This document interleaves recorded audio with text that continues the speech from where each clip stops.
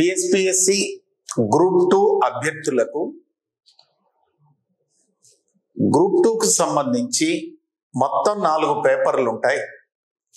ఆ 4 పేపర్లలో 3వ పేపర్ వచ్చేసి భారత ఆర్థిక వ్యవస్థ, తెలంగాణ ఆర్థిక వ్యవస్థ, అభివృద్ధి సవాళ్లు.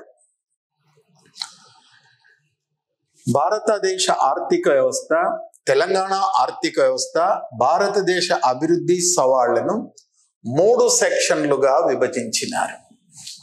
ఒకటి సెక్షన్ 1 భారతదేశ ఆర్థిక వ్యవస్థ, ప్రణాళికలు, అభివృద్ధి. సెక్షన్ 2 తెలంగాణ ఆర్థిక వ్యవస్థ, అభివృద్ధి.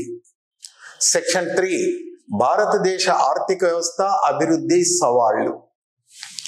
మనం ఇప్పుడు సెక్షన్ 1 గురించి మాట్లాడదాం.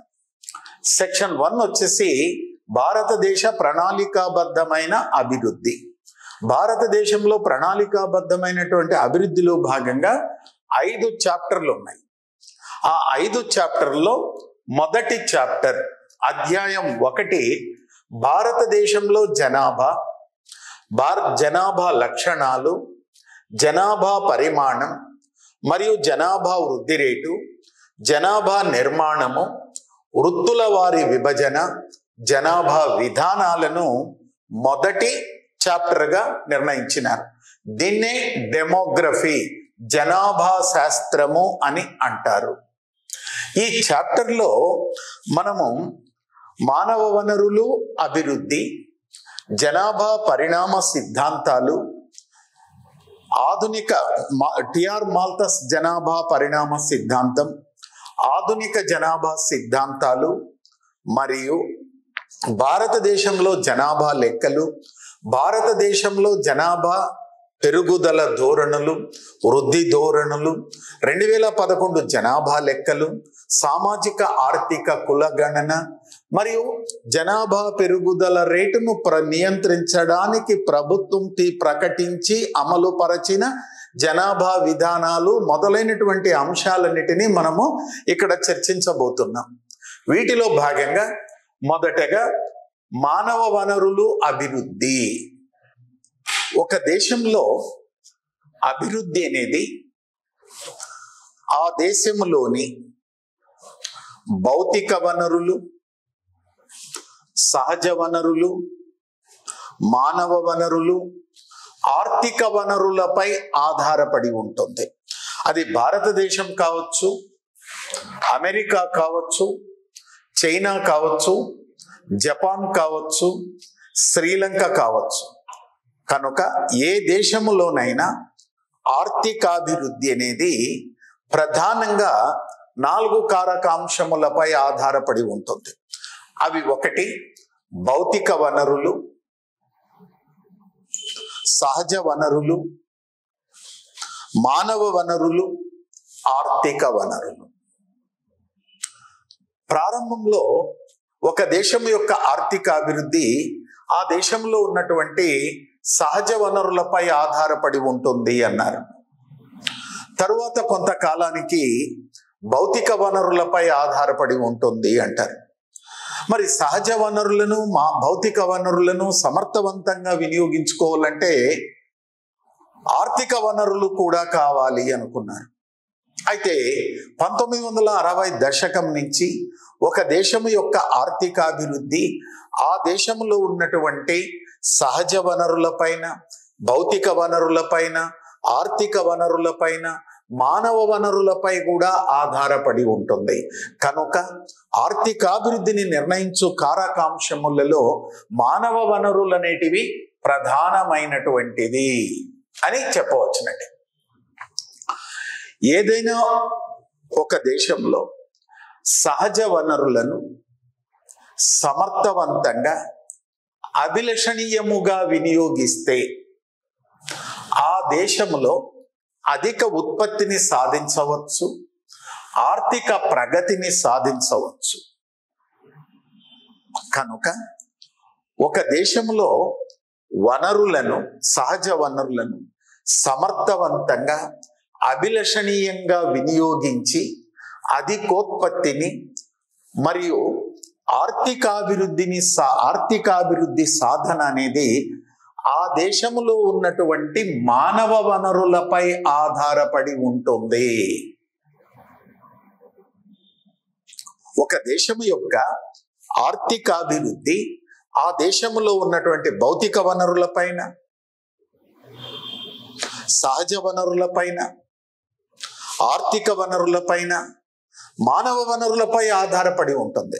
కనుక ఆర్థికాభివృద్ధిని సాధించటంలో మానవ వనరులు కూడా ఒకానొక కారకాంశం.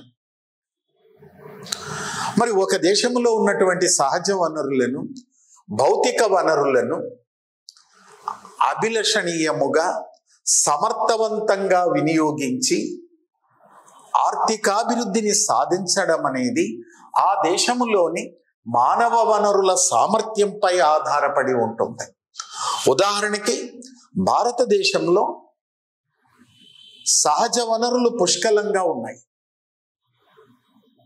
కొంత మేరకు భౌతిక వనరులు ఉన్నాయి. కానీ జీవనాణ్యత కలిగినటువంటి జనాభా లేకపోవటం వల్ల 75 సంవత్సరాల ప్రణాళికాబద్ధమైనటువంటి అభివృద్ధిలో భాగముగా ఇప్పటికీ కూడా భారత్ని అభివృద్ధి చెందుతున్న ఆర్థిక వ్యవస్థ అని అంటాం. యుఎస్ఏ తీసుకోండి, అమెరికా సంయుక్త రాష్ట్రాల్లో సహజ వనరులు పుష్కలంగా ఉన్నాయి, భౌతిక వనరులు పుష్కలంగా ఉన్నాయి. ఆ దేశంలోని భౌతిక వనరులను, సహజ వనరులను సమర్థవంతంగా అభిలషణీయంగా వినియోగించుకొనడానికి జీవనాణ్యత కలిగినటువంటి జనాభా ఉన్నది. అందువల్లనే అమెరికా సంయుక్త రాష్ట్రాలు ప్రపంచంలో అగ్రగామి దేశంగా ఉన్నాయి. ఇంకొక ఉదాహరణ కూడా చెప్తాను. OPEC countries, organisation of petroleum exporting countries ఉన్నాయి. ఒపెక్ కంట్రీస్ ఉన్నాయి. ఒపెక్ కంట్రీస్ లో అపారమైనటువంటి ముడి చమురుల నిక్షేపాలు ఉన్నాయి. అయితే ఆ ముడి చమురుల నిక్షేపాలను సమర్థవంతంగా అభిలషణీయంగా వినియోగించుకొనడానికి ఆ దేశాలలో సామర్థ్యము కలిగినటువంటి మానవ వనరులు లేకపోవటం వల్ల ఆ దేశాలు కూడా అభివృద్ధి చెందుతున్నటువంటి దేశాలుగానే ఉన్నాయి. అదేవిధంగా యూరోపియన్ ఖండ దేశాలలో పెద్ద ఎత్తున భౌతిక వనరులు, మూలధన వనరులు ఉన్నాయి, సహజ వనరులు లేవు. కానీ జీవనాణ్యత కలిగినటువంటి మానవ వనరులు ఉన్నాయి. అందువల్ల యూరోపియన్ ఖండ దేశాలన్నీ కూడా అభివృద్ధి చెందిన దేశాలుగా ఉంటున్నాయి. కాబట్టి ఒక దేశంలో ఆర్థికాభివృద్ధిని సాధించాలంటే ఆ దేశంలో ఉన్నటువంటి సహజ వనరులను, భౌతిక వనరులను సమర్థవంతంగా అభిలషణీయంగా వినియోగించుకోవాలి అంటే ఆ దేశంలో ఉన్నటువంటి మానవ వనరుల సామర్థ్యంపై ఆధారపడి ఉంటుంది. కనుక భారతదేశంలో అపారమైనటువంటి సహజ వనరులు ఉన్నాయి. కానీ ఆ సహజ వనరులను అభిలషణీయంగా సమర్థవంతంగా వినియోగించుకొనడానికి జీవనాణ్యత కలిగినటువంటి మానవ వనరులు కొరతగా ఉన్నాయి. అందువల్లనే 75 సంవత్సరాల ప్రణాళికాబద్ధమైనటువంటి అభివృద్ధిలో భాగముగా ఇప్పటికీ కూడా భారత్ అనేది అభివృద్ధి చెందుతున్న ఆర్థిక వ్యవస్థగా ఉంటున్నది. కనుక ఒక దేశం యొక్క అభివృద్ధి ఆ దేశంలో ఉన్నటువంటి జీవనాణ్యతపై, మానవ వనరులపై ఆధారపడి ఉంటుంది. ఓకే, ఒక దేశంలోని జనాభా, వారి యొక్క విద్యా ప్రమాణాలు, ఆరోగ్యము, పౌష్టికాహార విధానాలు, నిరుద్యోగిత స్థాయి, పేదరికం, ఆర్థిక అసమానతలు మొదలైన వాటిని మానవ వనరులు అని అంటారు.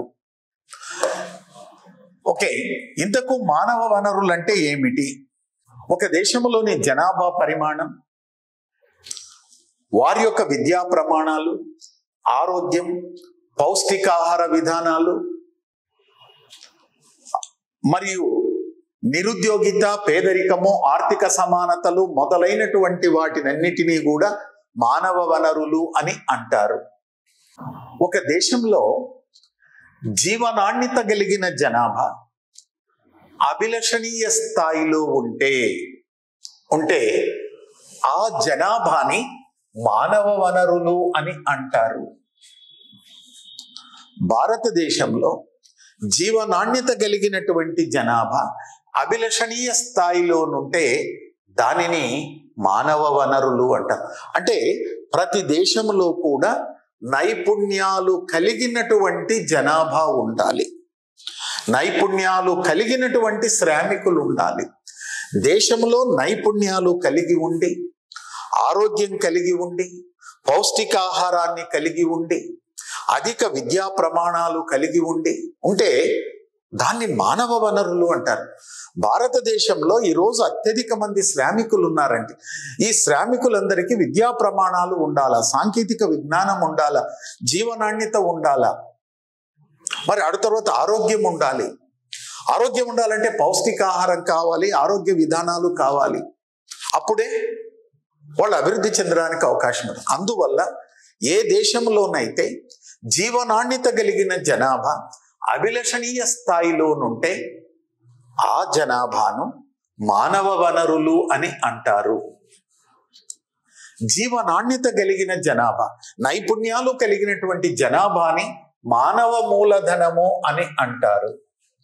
ఒక దేశంలో మానవ వనరులు అనేటివి ఆ దేశంలోని జనాభా పరిమాణము పైన, జనాభా పెరుగుదల రేటు పైన,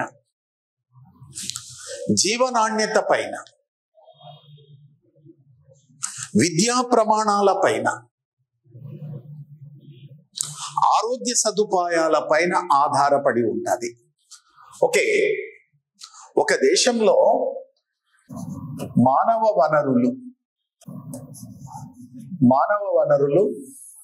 ఆ దేశంలోని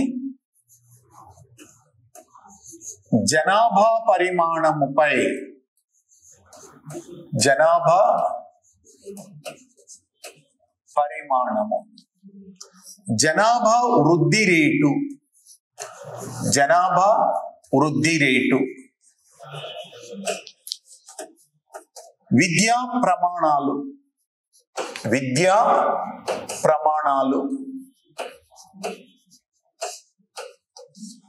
పౌష్టికాహారము, ఆరోగ్య సేవలు, గృహ వసతి, వైద్య సేవలు, రక్షిత మంచినీరు, పర్యావరణము, శీతోష్ణ స్థితి మొదలైన అంశాలపై ఆధారపడి ఉంటుంది. కాబట్టి మానవ వనరులు అంటే మానవ మూలధనం, జీవనాణ్యత కలిగిన జనాభా. ఒక దేశంలో జీవనాణ్యత కలిగిన జనాభా ఆ దేశంలోని జనాభా పరిమాణం పైన, జనాభా వృద్ధి రేటు పైన, విద్యా ప్రమాణాల స్థాయి పైన, పౌష్టికాహారం పైన, ఆరోగ్య సేవల పైన, గృహ వసతి పైన, వైద్య సేవల పైన, రక్షిత మంచినీటి పైన, పర్యావరణ సమతౌల్యము, శీతోష్ణ స్థితి మొదలైనటువంటిపై ఆధారపడి ఉంటుంది. ఒక దేశంలో జనాభా పరిమాణం అభిలషణీయ స్థాయిలో నుండి, జనాభా వృద్ధి రేటు అభిలషణీయ స్థాయిలో నుండి, దెన్ అంతర్జాతీయ ప్రమాణాలతో విద్యా ప్రమాణాలు ఉండి, పౌష్టికాహార పరిస్థితులు ఉండి, అంతర్జాతీయ ప్రమాణాలతో ఆరోగ్య సేవలు, వైద్య సేవలు ఉండి, గృహ వసతి, రక్షిత మంచినీరు, పర్యావరణ సమతౌల్యం ఉంటే ఆ దేశంలో జీవనాణ్యత కలిగిన జనాభా ఉంటుంది. జీవనాణ్యత కలిగినటువంటి జనాభా అభిలషణీయ స్థాయిలో ఉంటే ఆ దేశంలో ఉన్నటువంటి సహజ వనరులను, భౌతిక వనరులను అభిలషణీయ స్థాయిలో వినియోగించుకొని ఆ దేశం ఆర్థికంగా శరవేగంగా వృద్ధి చెందడానికి అవకాశము కలదు. అందువల్లనే ఒక దేశము యొక్క ఆర్థిక అభివృద్ధి ఆ దేశంలో ఉన్నటువంటి సహజ వనరులు, భౌతిక వనరుల పైనే కాకుండా ఆ దేశంలోని మానవ వనరులపై ఆధారపడి ఉంటుంది. కనుక ఒక దేశంలోని మానవ వనరులు ఆ దేశంలోని జనాభా పరిమాణం పైన, జనాభా పెరుగుదలతో పైన, ఇతర కారకాంశములపై ఆధారపడి ఉంటుంది. అందువల్ల ఈనాడు ప్రపంచంలో ప్రతి దేశము కూడా 10 సంవత్సరాలకు ఒకసారి జనాభాకు సంబంధించిన గణాంకాలను సేకరిస్తున్నారు. జనాభాకు సంబంధించిన గణాంకాలు సేకరిస్తున్నారు. చూడండి పాయింట్ ఎంత నీట్గా తీసుకొని వచ్చాము ఇక్కడ. ఒక దేశంలో మానవ వనరులు ఆ దేశంలోని జనాభా పరిమాణం పైన, జనాభా పెరుగుదల రేటు పైన, జనాభా పంపిణీ పైన, పౌష్టికాహారం పైన, విద్యా ప్రమాణాల పైన, మరియు వైద్య సేవలు, ఆరోగ్య సేవలు మొదలైనటువంటి వాటిపై ఆధారపడి ఉంటాయి. అందువల్ల ప్రతి దేశము జనాభాకు సంబంధించిన గణాంకాలను ప్రతి 10 సంవత్సరాలకు ఒకసారి సేకరిస్తున్నారు. ఓకే, జనాభాకు సంబంధించిన గణాంకాల సేకరణను జనగణన అని అంటారు. ఆర్థికాభివృద్ధిని సాధించటంలో ఆర్థికాభివృద్ధి అనేది భౌతిక వనరులు, సహజ వనరులు పైనే కాకుండా ఆ దేశంలోని మానవ వనరులపై ఆధారపడి ఉంటుంది. అందువల్ల ప్రతి దేశంలో జనాభా లెక్కల సేకరణకు అధిక ప్రాధాన్యత కలదు. ఇటీవల కాలంలో భారతదేశంలో చూడండి, భారతదేశంలో 2011లో చిట్ట చివరిగా జనాభా లెక్కల సేకరణ జరిగింది. 2021లో జనాభా లెక్కల సేకరణ జరగాల. 2021లో జనాభా లెక్కల సేకరణ COVID-19 వల్ల జరగలేదు, దెన్ మహమ్మారి వల్ల. 2020లో కానీ 21లో కానీ జరగలేదు. 2022లోనూ జరగలేదు. 2023లో సానుకూల పరిస్థితులు ఉన్నప్పటికీ కూడా కొన్ని కారణాల వల్ల ప్రభుత్వము సేకరించలేదు. అందువల్లనే చూడండి, భారతదేశంలో ప్రతిపక్షాలన్నీ కూడా కేంద్ర ప్రభుత్వంపై ముప్పటి దాడి చేస్తున్నాయి. అయ్యా 2011 నుంచి ఇప్పటి వరకు జనాభా లెక్కల సేకరణ జరగలేదు. భారతదేశంలో ఎంత జనాభా ఉంది, పేదరికం ఎంత ఉంది, నిరుద్యోగం ఎంత ఉంది, దెన్ పౌష్టికాహారం ఎంతమంది, ఎన్ని కుటుంబాలు ఉన్నాయి, వారికి ఉన్న కుటుంబాలకు ఉన్నటువంటి ప్రాథమిక వసతులు ఇవన్నీ కూడా ఎలా ఉన్నాయి మొదలైనటువంటి విషయాలకు సంబంధించి మీరు గణాంకాలు ప్రతిచయనంగా సేకరిస్తున్నారు. ఇవి కాదు, జనాభా లెక్కల సేకరణ జరిగితే దేశంలో బహుజాతీయ పేదరికం ఎంత ఉన్నది, నిరుద్యోగం ఎంత ఉన్నది, కుటుంబాలు ఎన్ని ఉన్నాయి, ఆ కుటుంబాలకి దెన్ ప్రాథమిక వసతులైనటువంటి మంచినీటి సదుపాయాలు, విద్యుత్ సదుపాయము, మరుగుదొడ్ల సదుపాయము మరియు రహదారుల సదుపాయము మొదలైనటువంటి సదుపాయాలు ఉన్నాయా లేదా, గ్రామ ప్రాంతాల్లో ఎంతమంది ఉన్నారు, పట్టణ ప్రాంతాల్లో ఎంతమంది ఉన్నారు, పిల్లల జనాభా ఎంతమంది ఉన్నది, టీనేజ్లో ఎంతమంది ఉన్నారు, యువ జనాభా ఎంతమంది ఉన్నారు, మరి వృద్ధులు ఎంతమంది ఉన్నారు, జనాభా విస్తరణ ఎంత ఉన్నది మొదలైనటువంటి విషయాలన్నీ తెలుసుకుని తదనుగుణముగా విధానాలను, పథకాలను రూపొందించి అమలు పరిస్తే అభివృద్ధిని సాధించవచ్చు. 14 సంవత్సరాల నుంచి జనాభా లెక్కలు లేకపోవటం వల్ల మనము రూపొందించి ప్రకటించి విధానాలన్నిటివి సత్ఫలితాలు ఇవ్వటం లేదు అని చెప్పేసి ప్రతిపక్షాలు పెద్ద ఎత్తున అరుస్తున్నాయి. కనుక ఒక దేశము యొక్క ఆర్థిక అభివృద్ధి ఆ దేశంలో ఉన్నటువంటి జనాభా పరిమాణం పైన, జనాభా వృద్ధి రేటు పైన, విద్యా ప్రమాణాల పైన, ఆరోగ్య సేవల పైన, వైద్య సేవల పైన, మరియు పర్యావరణ సమతౌల్యం పైన, ప్రాథమిక వసతుల పైన ఆధారపడి ఉంటుంది. కనుక ప్రతి దేశంలో మానవ వనరులను అంచనా వేయాలి అంటే తప్పనిసరిగా జనాభా లెక్కలను సేకరించాల. అందువల్ల ప్రతి దేశము జనాభా లెక్కలను సేకరిస్తుంది. జనాభాకు సంబంధించి సేకరించే గణాంకాలను జనగణన అని అంటారు. సాధారణంగా ప్రతి దేశము కూడా ప్రతి 10 సంవత్సరాలకు ఒకసారి జనగణనను నిర్వహిస్తున్నది. అందువల్లనే భారతదేశంలో కానీ ప్రపంచంలో కానీ జనాభా లెక్కలకు అత్యంత ప్రాధాన్యత కలదు. అందువల్ల క్రీస్తు శకం 18వ శతాబ్దము నుంచి జనాభా సిద్ధాంతాలకు, జనాభా లెక్కలకు ప్రాధాన్యత సంతరించుకున్నది. సో ఈ అంశాలన్నిటినీ పరిశీలిస్తే క్రీస్తు శకం 18వ శతాబ్దము నుంచి ఆర్థికవేత్తలు ఒకవైపు జనాభా సిద్ధాంతాలను రచిస్తూ మరి ఒకవైపు జనాభా లెక్కల సేకరణకు అధిక ప్రాధాన్యత ఇచ్చినారు. ఈ నేపథ్యంలో 1798లో టిఆర్ మాల్థస్ అనే ఆర్థికవేత్త an essay on the principles of the population అనే గ్రంథాన్ని రచించినారు.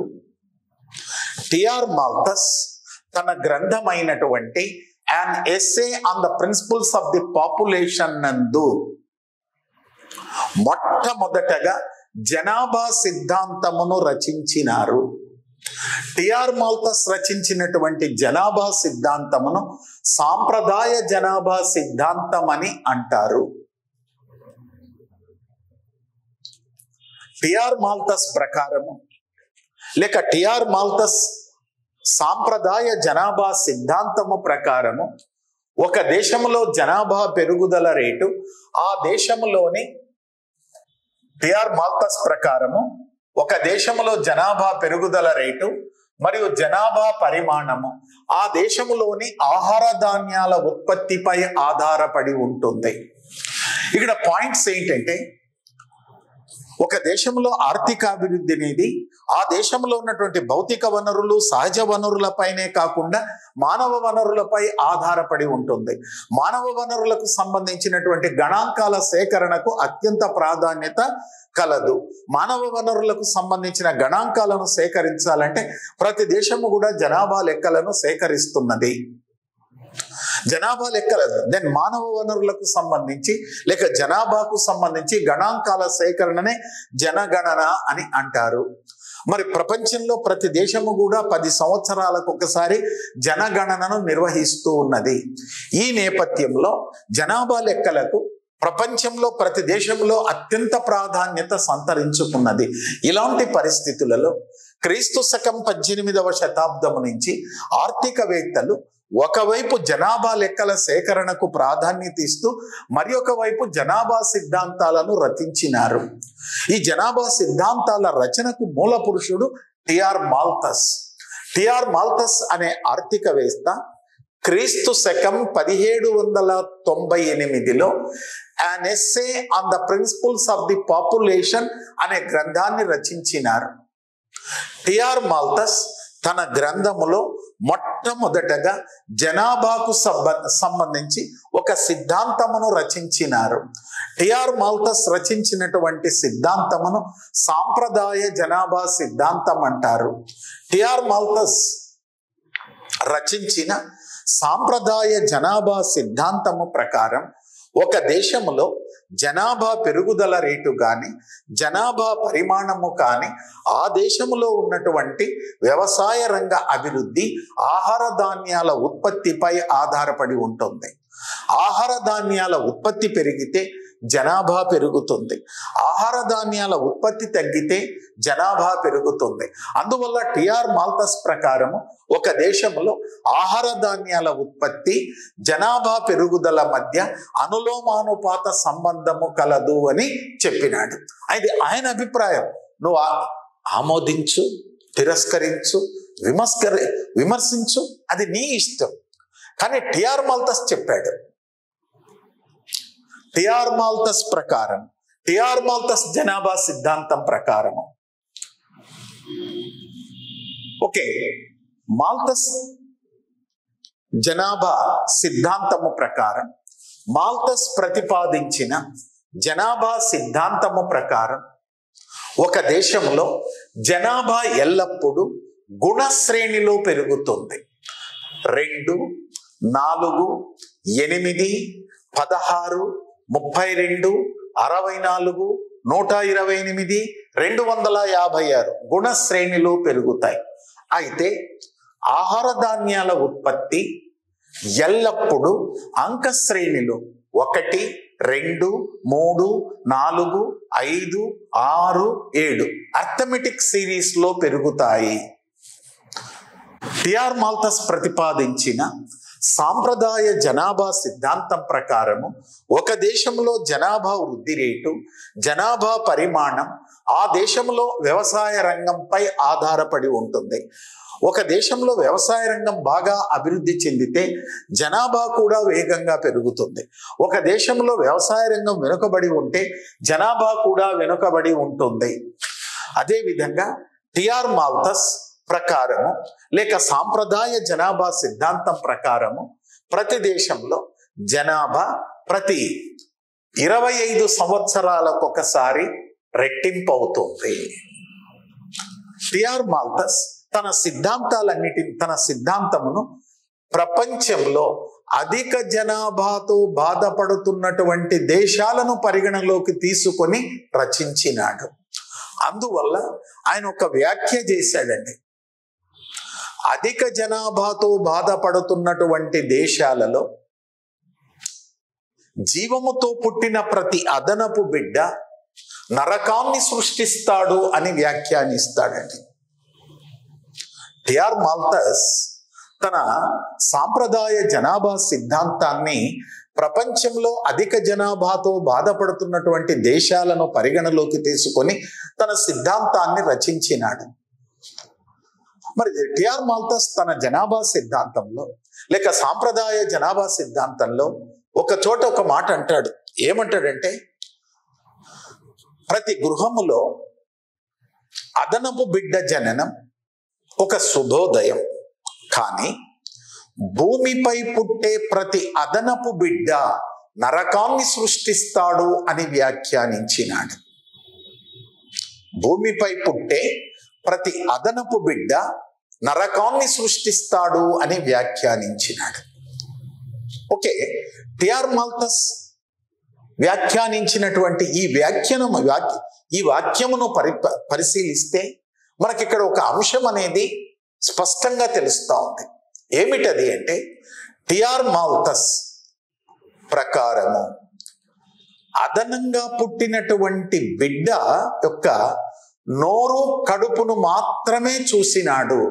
ఒక బిడ్డ జన్మించింది అంటే తినడానికే పుట్టినాడు అనే భావముతో రాశారు అని ఆధునిక ఆర్థికవేత్తలు అంటారు. ఓకే, ఇక్కడ మనకు బిట్లు ఏమిటి వస్తాయి?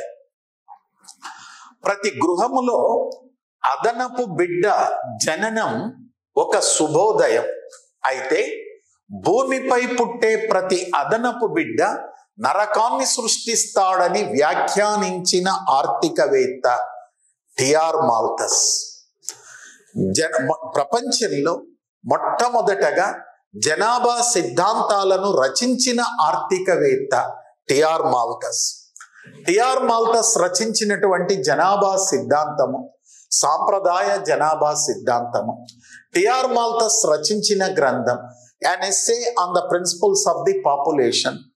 టిఆర్ మాల్థస్ ప్రకారము ఒక దేశంలో జనాభా పరిమాణం, జనాభా వృద్ధి రేటు ఆ దేశంలో ఏ కారకాంశముపై ఆధారపడి ఉంటుంది?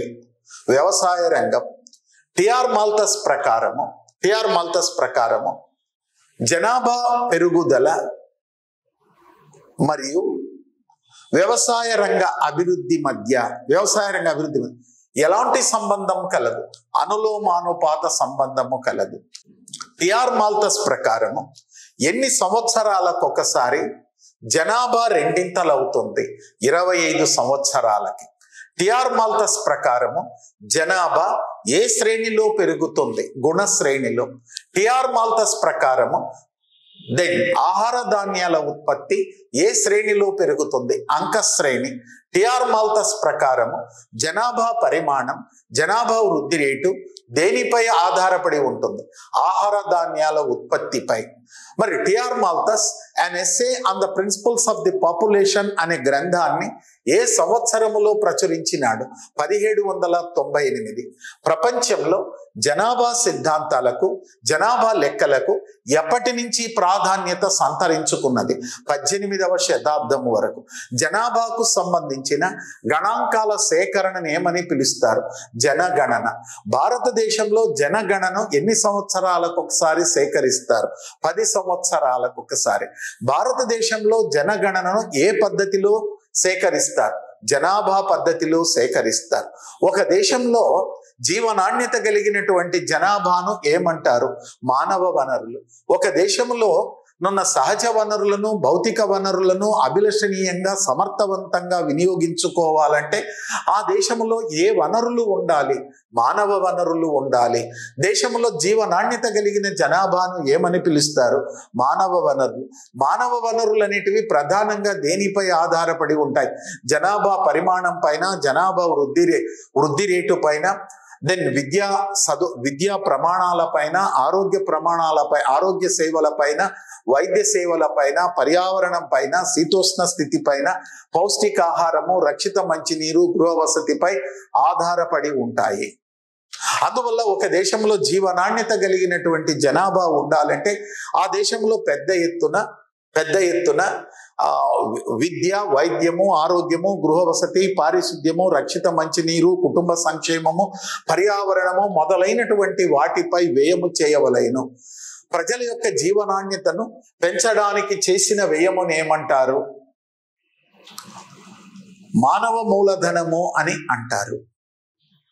ఒక దేశంలో ఆర్థికాభివృద్ధి ఆ దేశంలో ఉన్నటువంటి భౌతిక వనరులు, సహజ వనరులు, ఆర్థిక వనరులపైనే కాకుండా దేనిపై ఆధారపడి ఉంటుంది? మానవ వనరులపై ఆధారపడి ఉంటుంది. ఒక దేశంలో సమర్థవంతమైనటువంటి మానవ వనరులు ఉంటే ఆ దేశంలో ఆర్థికాభివృద్ధి అధికంగా ఉంటుంది. ఈ విధంగా క్వశ్చన్లు అడగడానికి ఆస్కారం ఉందండి. టిఆర్ మాల్థస్ అనే ఆర్థికవేత్త జనాభా పెరుగుదల రేటు, ఆర్థికాభివృద్ధి రేటు మధ్య కార్యాకరణ సంబంధాన్ని వివరిస్తూ జనాభా పరిణామ సిద్ధాంతమును రచించినాడు. T R Malthus formulated demographic transition theory based on population growth rate and economic development. T R Malthus అనే ఆర్థికవేత్త జనాభా పరిణామ సిద్ధాంతమును రచించినాడు. టిఆర్ మాల్థస్ జనాభా పరిణామ సిద్ధాంతమును 2 కారకాంశముల ఆధారముగా రచించినాడు. అవి 1 జనాభా పెరుగుదల రేటు, 2 ఆర్థికాభివృద్ధి రేటు. జనాభా పెరుగుదల రేటు, ఆర్థికాభివృద్ధి రేటు మధ్య కార్యాకరణ సంబంధాన్ని వివరిస్తూ టిఆర్ మాల్థస్ జనాభా పరిణామ సిద్ధాంతము demographic transition theory of population రచించినాడు. టిఆర్ మాల్థస్ యొక్క జనాభా పరిణామ సిద్ధాంతాన్ని కార్ల్ సాక్స్ అనే ఆర్థికవేత్త 4 దశలుగా విభజించి విశ్లేషించినాడు. అవి 1 మొదటి దశ, 2వ దశ, 3వ దశ, 4వ దశ. మొదటి దశలో జననాల రేటు అధికముగా, మరణాల రేటు అధికముగా ఉంటుంది. 2వ దశలో జననాల రేటు అధికముగా ఉంటుంది, మరణాల రేటు తక్కువగా ఉంటుంది. 3వ దశలో జననాల రేటు తక్కువగా ఉంటుంది, మరణాల రేటు అల్పముగా ఉంటుంది. 4వ దశలో జననాల రేటు, మరణాల రేటు అల్పముగా ఉంటుంది. ఇక్కడ నేను చెప్తూ ఉన్నాను, ఈ పాయింట్స్ కూడా ఉన్నాయి, ఇది మీరు బాగా జాగ్రత్తగా వినాలి.